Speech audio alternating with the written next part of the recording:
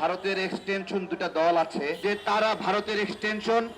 নাসিরউদ্দিন পাটোয়ারি বলল বাংলাদেশে ভারতের এক্সটেনশন দুটা দল আছে, একটা দল হলো আওয়ামী লীগ, আর একটা দলের নাম কি কেউ জানেন?